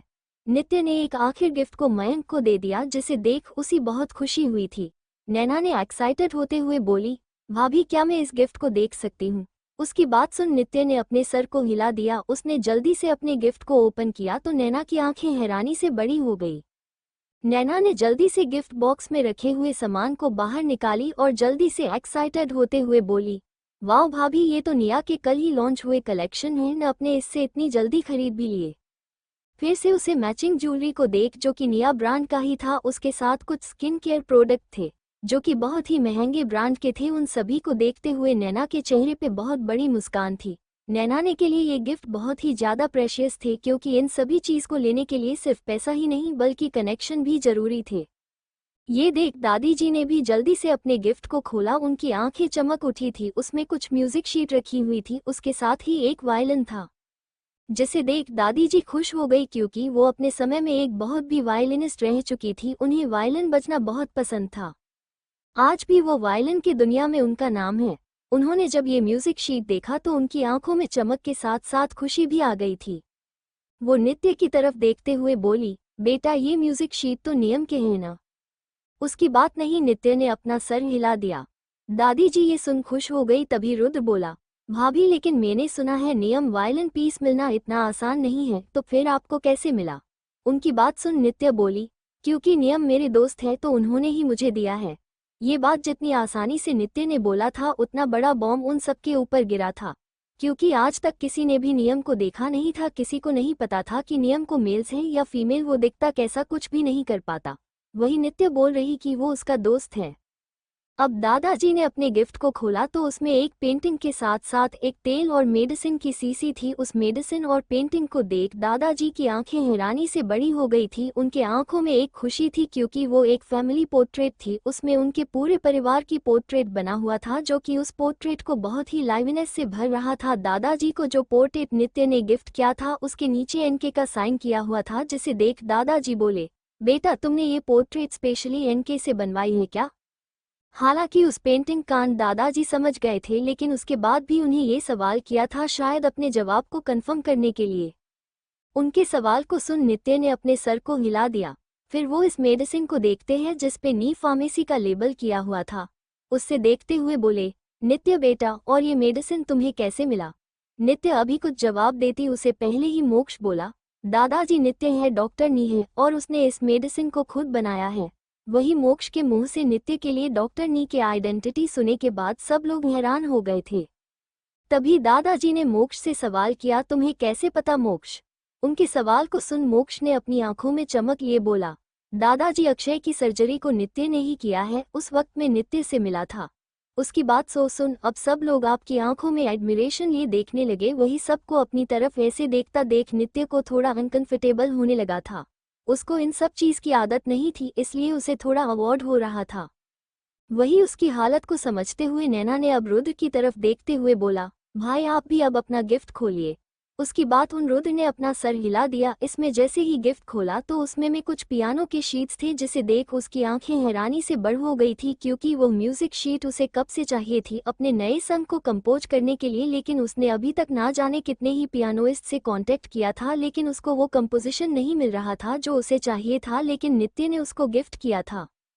उसने जल्दी से अपने एक सर्वेंट से पियानो को नीचे हॉल में मंगवाया और सबके सामने बजने लगा। इस आवाज को सुनते ही सब लोग की आंखें खुशी से झूम उठी थी। रुद्र भी खुश था। इस म्यूजिक को प्ले करके उसको बहुत अच्छा महसूस हो रहा था। मोक्ष ने नोटिस किया था नित्य ने सबको उनके पसंद का या फिर काम का ही चीज गिफ्ट की थी। उसको ये समझ नहीं आ रहा था उसको आखिर नित्य को उसके घर वालों की पसंद के बारे में कैसे पता चला। शायद उसके सवाल को दादी जी समझ लिया था। उन्होंने नित्य की तरफ देखते हुए सवाल किया, बेटा तुमने हमें जो गिफ्ट किया है उसके लिए हम सबकी तरफ से थैंक यू, लेकिन मेरा सवाल है कि तुम्हें हमारे पसंद और हमारे शौक के बारे में कैसे पता चला। उसके सवाल को सुन नित्य ने अपने मन में कहा, डैम इट, अब इन्हें कैसे बताऊं कि मेरे पिछले जन्म में नैना ने सबके बारे में उसको बताया था। लेकिन जल्द ही अपने सर को झटक दादी जी को जवाब देते हुए बोली, दादी माँ, मैंने माँ से पूछा था, मुझे ऐसे आने में अवार्ड लग रहा था। पहली बार आपके घर के आने के लिए मैंने ये सब प्रिपेयर किया है। उसके बाद सोसुन दादी ने नित्य के सर पे हाथ फेरते हुए बोली, बेटा इसमें अवार्ड वाली कौन सी बात है, हमने तुम्हें और नैना को एक जैसा माना है, इसलिए आज से आप भी हमारी पोती जैसी हैं। अगर फ्यूचर में कभी भी मोक्ष आपको परेशान करे या फिर आप पे गुस्सा करे, आप हमें बताएं, हम मोक्ष को अच्छा सबक सिखाएंगे। ये बोल वो प्यार नित्य के फहट पे किस कर लेती है। नैना अब मोक्ष की तरफ देखते हुए बोली, भाई आप भी अपना गिफ्ट खोल के दिखाओ, भाभी ने आपको क्या दिया है। उसके बाद पे सब लोग मोक्ष की टफ देखने लगे थे। सबको अपनी तरफ देखता मोक्ष ने घूर के सबको देखता है, फिर अपनी कोल्ड वॉइस में बोला, इसकी कोई जरूरत नहीं है, मैं इसे बाद में खोलूंगा। वही उसकी आवाज सुन अब सब लोग चुप हो जाते हैं। वही मयंक ने अपने गिफ्ट को खोला तो वो खुश हो गया था, क्योंकि उसमें नित्य ने एक स्पोर्ट्स कार की चाबी थी, जिसे देख मयंक बहुत खुश हो गया था। आखिर उसका सबसे बड़ा सपना ये स्पोर्ट्स कार ही तो था। नित्य के पिछले जन्म में नैना ने उसे मयंक की भी पसंद और नापसंद के बारे में बताया था। तब उसे पता चला कि मयंक को कार रेसिंग का बहुत शौक है, इसलिए वो एक स्पोर्ट्स कार लेना चाहता था। वही इस जन्म में नित्य को मयंक के लिए इससे अच्छा गिफ्ट कुछ दे ही नहीं सकती थी। थोड़े टाइम तक सब लोग इसी तरह से बात करते हुए हंस और मुस्कुरा रहे थे। उसके मोक्ष नित्य को लेकर निकल गया। अब तक शाम के 6 बज चुके थे। नित्य ने समय देख उसके बाद सबकी तरफ देखते हुए बोली, अच्छा दादाजी दादी माँ, अब मुझे भी चलना चाहिए। उसके बाद पे कोई खुश तो नहीं, लेकिन फिर भी सबने अपने सर को हाँ में हिला दिया और नित्य को घर से बाहर तक छोड़ने आ गए। मोक्ष ने इस बार खुद ही नित्य के लिए पैसेंजर सोट का डोर ओपन किया, जिसे देख नित्य के चेहरे पे हल्की मुखन आ गई था। मोक्ष ने फिर जल्दी से गेट के बंद कर खुद ड्राइविंग सीट पे बैठ गया। उसने एक नज़र नित्य को देख, जिसने अभी तक सीट बेल्ट नहीं लगाई थी। ये देख मोक्ष नित्य की तरफ झुकता है। उसे खुद की तरफ इस तरह से झुकता देख नित्य जल्दी से बोली, मोक्ष ये तुम। लेकिन वो आगे कुछ बोलती उसे पहले ही मोक्ष ने सीट बेल्ट नित्य को लगा दिया। नित्य ने ये देख जल्दी से आईने चेहरे को खिड़की के बाहर कर लिया, क्योंकि मोक्ष के करीब आने से उसके दिमाग में अजीब अजीब ख्याल आ रहा थे, जिससे उसके चेहरे की रंगत बदल गई थी। नित्य का दिल बुलेट ट्रेन से भी ज्यादा तेज भाग रहा था।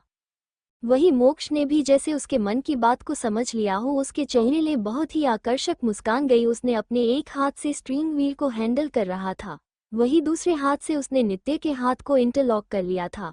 वही जब नित्य ने मोक्ष के हाथ में अपने हाथ को महसूस किया जो उसने ओम सर को मोक्ष की तरफ थी।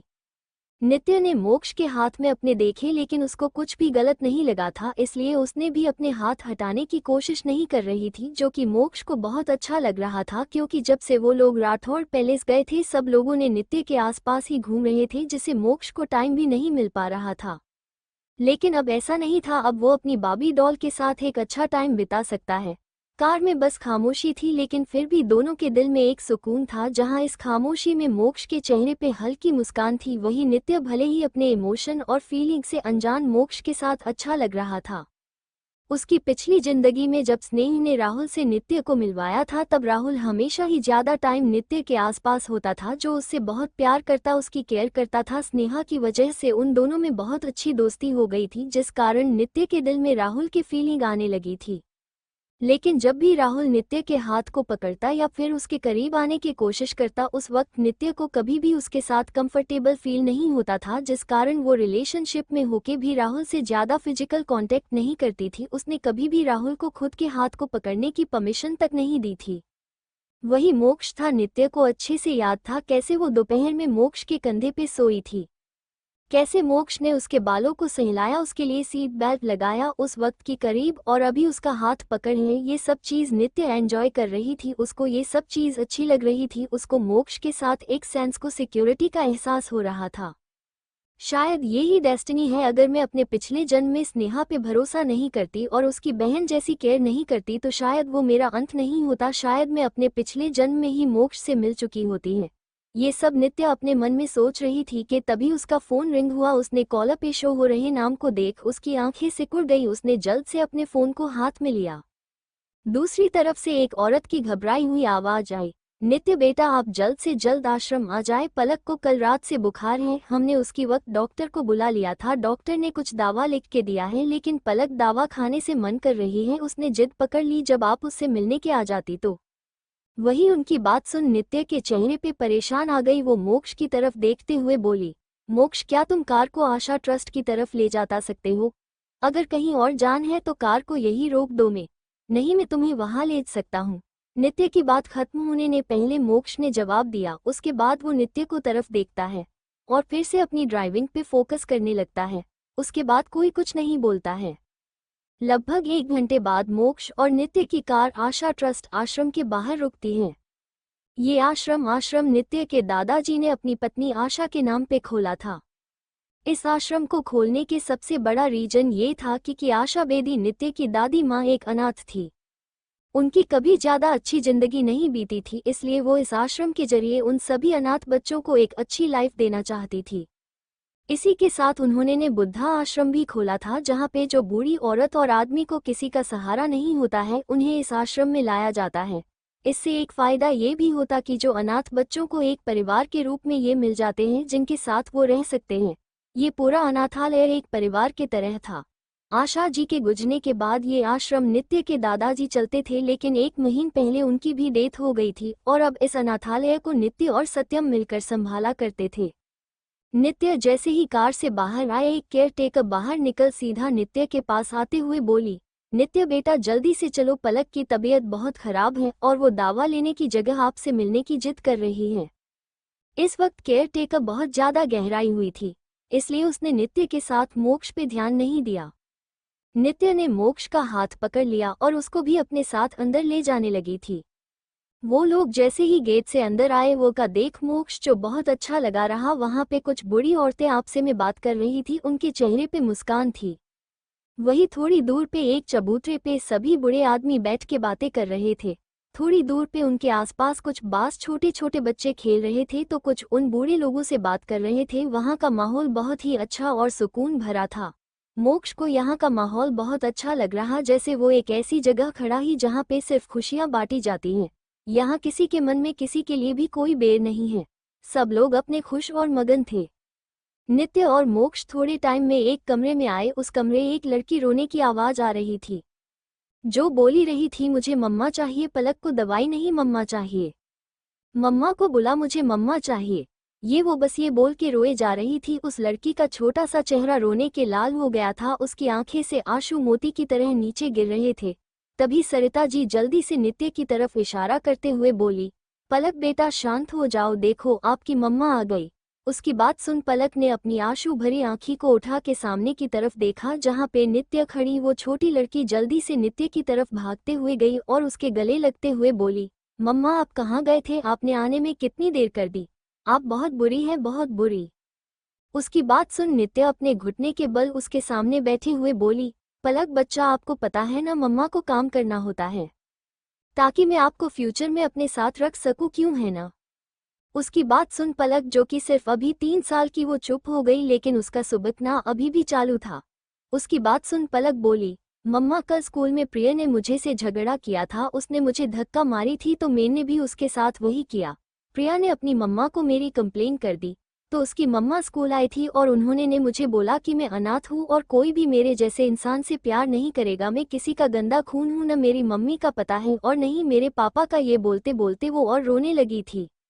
वही उसकी बात सुन नित्य की आंखों में गुस्सा उतर आया।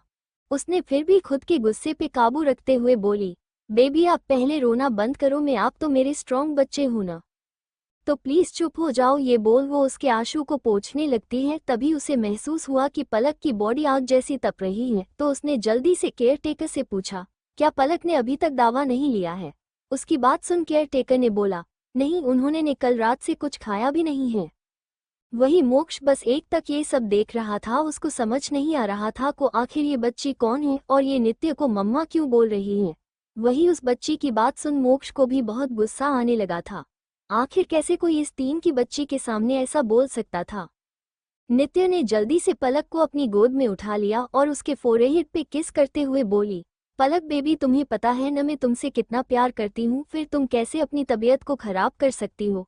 उसके बाद केयर टेकर किंतु देखते हुए बोली, सरिता आंटी जाइए और पलक के लिए खाना ले आइए। उसकी बात सुन सरिता आंटी ने अपना सर हाँ में हिला दिया। उसके बाद वो कमरे से बाहर चली जाती हैं। तभी पलक की नज़र डोर के पास खड़े मोक्ष पे चली जाती है। पलक मोक्ष की तरफ देखते हुए बोली, मम्मा वो हैंडसम अंकल कौन है? उसकी बात अब नित्य ने भी मोक्ष की तरफ देख जो कि कब से खड़ा था। उसने नित्य की तरफ देखते हुए बोली, ये मेरे दोस्त हैं। उसकी सवाल को सुन नित्य बोली, मोक्ष ने भी कुछ नहीं कहा, वैसे भी किसी भी रिश्ते को शुरू करने के लिए दोस्ती सबसे अच्छा रास्ता है, क्योंकि यहाँ पे वो लोग एक दूसरे को बहुत ही अच्छे तरीके से समझते हैं। इसलिए मोक्ष को इस बात से भी खुशी थी कि नित्य ने उसको फ्रेंड के रूप में ही सही, लेकिन मेरे कहाँ था।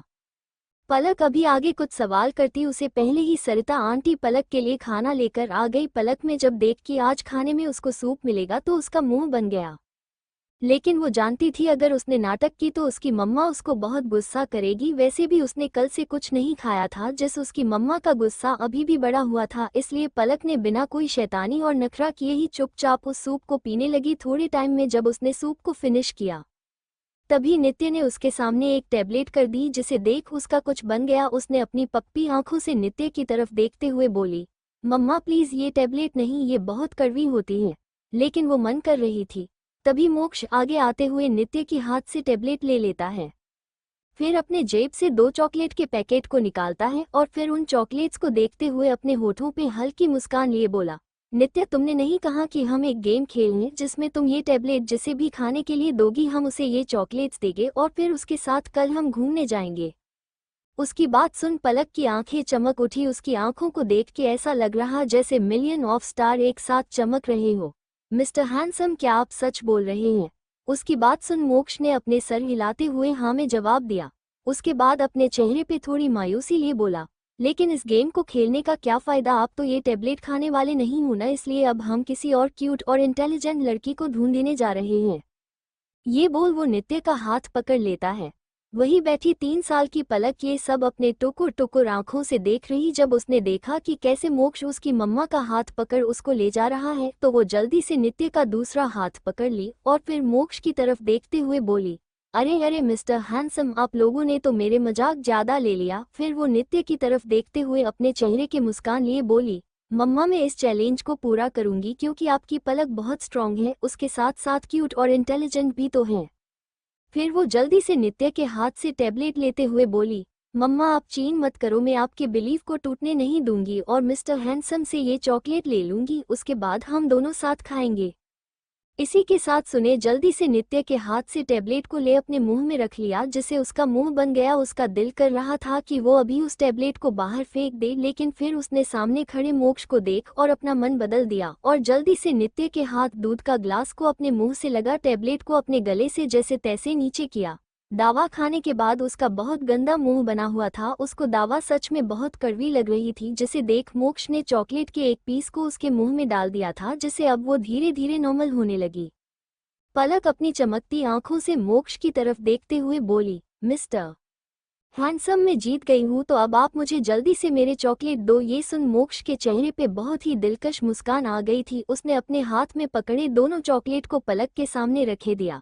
पलक बेचारी अभी अपने चॉकलेट को अपने हाथों में लेकर खुश हो भी पाती उसे पहले हूँ। नित्य ने एक पैकेट को चॉकलेट को अपने हाथ में ले लिए और बोली, रात होती है इसलिए तुम अभी बस एक ही चॉकलेट मिलेगा, बाकी तुम कल ले लेना। चलो अब सो जाओ वरना मैं तुम्हें कल कहीं नहीं ले जाने वाली हूँ। उसकी बात सुन पलक मुंह बनाते हुए बोली, मेरी मम्मा लेडी हिटलर हैं। उसकी बात जहाँ नित्य पलक को घूरने लगती है वहीं मोक्ष को हंसी आ रही थी। तभी पलक बोली, मम्मा आज आप मेरे पास ही रुक जाओ ना प्लीज। उसकी रिक्वेस्ट सुन नित्य ने बोली, ठीक है आज मैं कहीं नहीं जा रही हूँ, अब चुपचाप रेस्ट करो। इसी के साथ वो पलक का सर अपनी गोद में रख सहलाने लगती है। मोक्ष कमरे से बहुत निकल गार्डन में लगे बेंच पे आके बैठ जाता है और कुछ सोचने लगता है। तभी वहां पे सरिता आंटी आती जो कि उसके डिनर के लिए बुलाने आई थी। वो मोक्ष की तरफ आती लेकिन उसको समझ नहीं आ रहा वो उसको किस नाम से बुलाए, क्योंकि वो सिर्फ इतना जानत है कि वो नित्य के साथ आते हैं लेकिन उनके बारे में उन्हें कुछ नहीं पता था।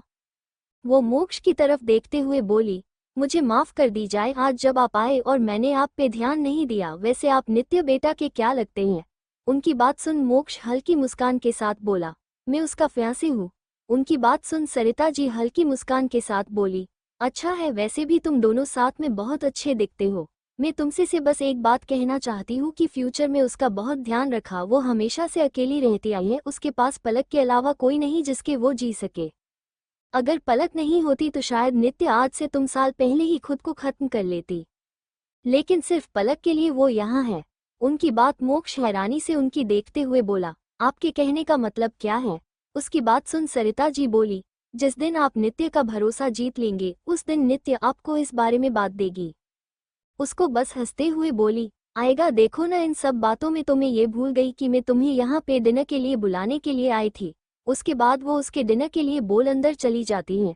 वही मोक्ष एक विंडो की तरफ देखता है जहां से इसे नित्य दिखाई दे रही थी जो कि शायद पलक को सुलाते सुलाते खुद भी सो गई थी।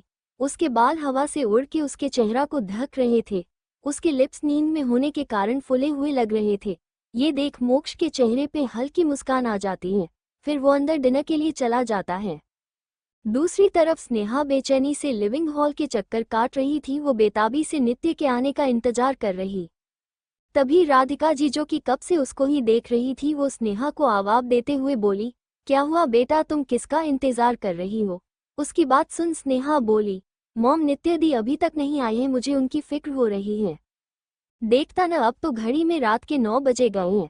उसकी बात सुन राधिका जी हंसते हुए बोली, बेटा नित्य आज घर नहीं आने वाली है, आज वो राठौड़ मेंशन में रुकेगी। जैसे ही स्नेहा के कान में ये बात गई गुस्से और जलन से उसके हाथों की मोती कस गई। वो बिना कुछ बोले अपने कमरे में गई और किसी को कॉल कर बोली, मैं तुम्हें एक फोटो भेज रही हूँ, याद रहे जो बोली हूँ वो कल हो जाना चाहिए, otherwise the consequences is not good for you. इसी के साथ वो फोन रख देती है। फिर अपने आप में ही शातिर मुस्कान के साथ बोली, नित्य दी बहुत शौक है न मेरी मोक्ष के साथ रहने का, उनसे सागी करने का। कल के बाद मैं भी देखती हूँ कैसे आप सबको अपना चेहरा दिखाते हो। ये सब बोलते वक्त उसके चेहरे पे डार्क एक्सप्रेसी थे। अगली सुबह आश्रम में आज पलक के चेहरे पे बहुत बड़ी वाली स्माइल। वो बेड पे कोड़ते हुए टीवी देख रही थी। वही उसके बगल में नित्य बिना किसी भाव के खड़ी थी। तभी पलक ताली बजाते हुए बोली, मम्मा देखो गोद ने इन आंटी को पनिश किया। ये वही आंटी थी जिन्होंने ने मुझे वो सभी गंदे वर्ड्स बोले थे। इनकी वजह से मैं बहुत रोई थी और कल मुझे वो कड़वी दवाई भी लेनी पड़ी थी। ये बोल वो नित्य के गले लग गई। वही उसकी बात सुन नित्य के होठों पे एक एविल स्माइल आ गई जो कि सिर्फ मोक्ष देख पा रहा था। उसको समझे देर नहीं लगी कि इसके पीछे उसकी बाबी डॉल का हाथ है। तभी नित्य का फोन बजा। उसने फोन पे फ्लैश हो रही नाम को देख उसको आंखें छोटी हो गई, क्योंकि इस वक्त उसके फोन कॉल कर रही इंसान स्नेहा थी। उसने फोन को वैसे ही बजने दिया। फिर उसने अपने सामने फोन उठा लिया। इस वक्त भी उसके होठों पे हल्की डेविल्स मुस्कान थी। स्नेहा अभी नित्य से कुछ बोलती उसे पहले ही उसको मोक्ष की आवाज सुनाई दी जो उससे बोल रहा था, डोल चलो हमें आज घूमने जाना है। यदा है न, हमने वादा किया है। उसकी बात सुन नित्य बोली, ठीक है तुम जाओ, अभी रेडी होकर आती हूँ। उसकी बात सुन हल्का मुस्कुराते हुए बोला, अगर देख जाए तो ये हमारी पहली डेट होगी ना। उसकी बात सुन नित्य ने उसके ऐसे देखा जैसे कह रही हो, दुनिया का कौन सा इंसान डेट पर अपने साथ बच्चे को ले जाता है। मोक्ष उसके इशारे को इग्नोर करते हुए बोला, ये कपड़े तुम्हारे लिए हैं, जल्दी से रेडी हो के बाहर आओ, हम तुम्हारा इंतजार कर रहे हैं। उसके जाते ही नित्य ने अपने फोन की तरफ देख जो कि अभी कटा चुका था। उसके बाद वो भी फ्रेश होने चली गई थी। वही दूसरी तरफ स्नेहा गुस्से से पागल हो रही थी। इस वक्त उसका गुस्सा इस हद पे था जिसका कि कोई सीमा नहीं था। शायद ये मोक्ष का पागलपन था उसके सर पे कि वो अपना आप खाए हुए अपने कमरे को खराब कर रही थी। उसको देख के ऐसा लग रहा था जैसे अगर नित्य अभी उसके सामने होती तो उसको जिंदा जमीन में दफन कर देती, या फिर शायद उसे भी बुरा। उसने खुद को कुछ संभाल और किसी को कॉल करते हुए बोली, मैं तुम्हें एक नंबर भेज रही हूँ, मुझे इस नंबर की एक एक पल की लोकेशन चाहिए। दूसरी तरफ से आवाज आई, ऑफ बॉस काम हो जाएगा। उसकी बात सुन स्नेहा के चेहरे पे डरावने एक्सप्रेशन थे। वही आश्रम में नित्य अभी तक शॉवर लेकर रेडी होके बाहर आ चुकी थी। तभी उसके फोन पे किसी का कॉल आया। उसने कॉलर आईडी देखा जिसपे निक नाम शो हो रहा। ये देख वो टॉवल को बेड पे फेंक फोन को उठा बालकनी एरिया की तरफ आ गई। दूसरी तरफ से आवाज आए, बॉस आपने जैसे कहा था मैंने उन लोगों के बारे में जानकारी निकली। उस दिन उस हॉस्पिटल में जितने बच्चे गायब हुए थे वो सभी पेरेंट्स ने कुछ साल बाद ही बच्चे को गोद ले लिया। बॉस सबसे अजीब बात यह है कि उस दिन उस हॉस्पिटल में चोरी हुए बच्चे की रिपोर्टर को जिस पुलिस वाले को दिया गया था उसे सस्पेंड कर दिया गया था। यही नहीं, उसकी जगह किसी नए पुलिस वाले को अपॉइंट किया गया, लेकिन उसने इस केस इन्वेस्टिगेट करने जगह इस केस को बंद कर दिया था। बॉस मुझे तो उस मामले से बहुत ज्यादा साजिश की बू आ रही है। ऐसा लग रहा है जैसे कोई कुछ बड़ा प्लान करने की कोशिश कर रहा है। उसकी बात सुन नित्य के चेहरे पे अभी भी कोई भाव नहीं था, लेकिन उसकी आंखों में कुछ था। पर क्या? उसने एक तक सामने देखते हुए जवाब दिया, एक काम करो, उस पुलिस वाले को ढूंढो जिसने इस केस को पहले लिया था। उसके बाद मैं आगे बात बातूंगी। ये बम वो फोन को रख देती है। उसके बाद वो भी जल्दी से अपने बाल को सेट कर रेडी होने लगती है। थोड़े टाइम बाद वो पलक के कमरे में जाती है तो देखती है उन दोनों को सेम ड्रेस दिया गया था। मोक्ष ने नित्य और पलक के लिए फ्लोरल प्रिंटेड फ्रॉक लिए था जिसमें दोनों किसी बहुत ही क्यूट लग रही थी। नित्य के चेहरा पे इस वक्त एक हल्की मुस्कान थी जो कि सिर्फ पलक के निकली थी। तभी मोक्ष भी अंदर आता है तो अपने सामने का नजारा देखता है। जहाँ पे नित्य खड़ी थी वहीं उसके बगल में उसका हाथ पकड़े पलक खड़ी थी। उन दोनों देख मोक्ष उनकी तरफ बढ़ जाता है। मोक्ष नित्य के पास आते हुए पलक को अपनी गोद में उठा लेता है। नित्य का हाथ पकड़ वहां से बाहर अपना कार खोज तरफ ले आता है।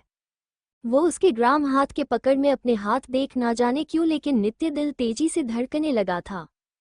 उसको ऐसा लग रहा जैसे वो अभी बाहर निकल मोक्ष के सामने ही डांस करने लगेगा। उसने अपने दिल पे हाथ रख लिया था। ये पहली बार था जब नित्य का दिल ऐसे धड़क रहा था कि उसको समझ नहीं आ रहा कि वो क्या करे। उसने अपनी धड़कन ले काबू करते हुए मोक्ष की तरफ देखने लगी जो कि सुबह की धूप में और चमक रहा था। उसका चेहरे उसके ज्वालायन उसको बहुत ही ज्यादा अट्रैक्ट बना रहे थे। नित्य तो बस एक तक कोई हुए उसको ही देख रही। उसको देख ऐसा लग रहा जैसे वो किसी और ही दुनिया में चली गई थी। इस वक्त नित्य के दिमाग में अचानक ही ख्याल आया कि अगर वो उसको किस करना चाहती तो उसको अपने पैर के बल पे कितना खड़ा होना पड़ेगा, या फिर उसकी टाई को पकड़ अपने पास खींच लेगी तो उसको कितना झुकना पड़ेगा। लेकिन फिर जल्दी ही उसने अपने ख्याल को झटक दिया क्योंकि इस वक्त उसके दिमाग में बहुत वाहियात सवाल और हरकतें घूम रही थी। वो अपने आप से ही बोली, नित्य पागल लड़क, ये तुम क्या क्या सोच रही हो? गलत है, बहुत गलत। किसी के बारे में ऐसा नहीं सोचना चाहिए। वो अपनी सोच में इतनी गुम थी कि उसके पता ही न चला कि कब वो कार के पास आ गई है और मोक्ष कार का डोर खोले उसके अंदर बैठने इंतजार कर रहा था। उसकी आवाज से वो होश में आए और कार में बैठ गई। उसने पलक को अपनी गोद में बैठा लिया था। मोक्ष ने एक नज़र उन दोनों को देखा, पता नहीं क्यों, लेकिन वो जब से पलक से मिला था उसे पलक को देख किसी की याद आ रही थी। लेकिन उसने इस बात को ज्यादा नहीं सोचता है और दूसरी साइड से आके डिवाइन सीट पे बैठ जाता है। आज भी एक खुद ही ड्राइव कर रहा था। वही पलक खिड़की से बाहर की तरफ देख देख खुश हो रही थी। उसकी खुशी देख नित्य भी खुश थी। उसने अपनी आंखों को बंद कर सीट से टिका अपने मन में बोली, देखिए मैंने अपना दिया हुआ वादा कितने अच्छे से निभा रहा हूँ। मैं चाहत हूँ आप दो जहाँ भी हो खुश हो। नित्य अपनी आंखों को खोल मोक्ष की तरफ देखती है जो कि गाड़ी चला रहा था। उसका पूरा फोकस कर ड्राइव करने पे था ऐसा नित्य को लग रहा। लेकिन मोक्ष भले ही कार को ड्राइव कर रहे था लेकिन उसकी नज़र उसका फोकस नित्य की तरफ था। जब उसने महसूस किया कि नित्य उसको कैसे देख रही है तो ये महसूस कर कि उसकी बाबी को डाल की नज़र उस पे ही वो खुश हो गया।